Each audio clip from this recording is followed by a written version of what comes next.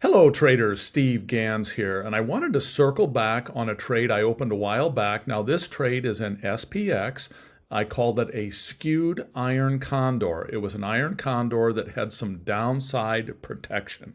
Not only was it a skewed iron condor where I had a 60-point downwing here, and I only had a 10-point short call on the upper side, so this condor was in fact skewed.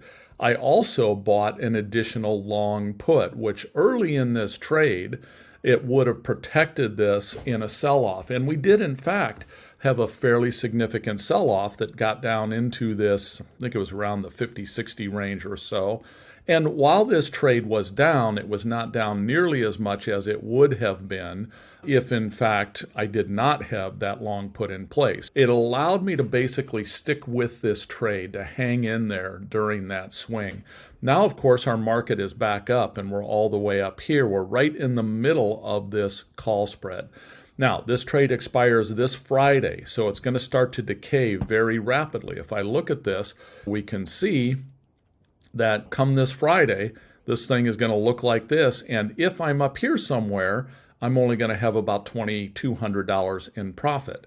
So if our markets continue higher, right now I have $6,200 in profit. If our markets continue higher, I'm going to look to give back a fair amount of that. I can see that also by looking specifically at my delta. I'm negative 35 delta right now, which means that if the market pulls back, that's going to be good for this trade. If the market continues higher, it's not going to be good for this trade. And of course, that amount of that degree of good or bad is going to accelerate as we get closer to the Friday expiration. So what I'm going to do here is I'm simply going to close this trade out. I'm going to shut it down, lock in my 50% profit, and just call it a day on this one. So the easiest way to do this is to just come back to my saved trades. I look at the skewed iron condor after the adjustment, and I'll hit this button right here and say close trade.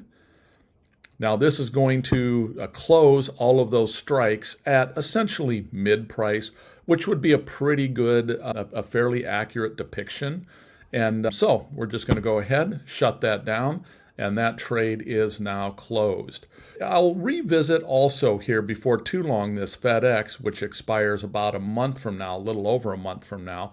There's been a lot of adjustments on this, and I'll circle back through these in a future video. That's it for now, everyone. Take care.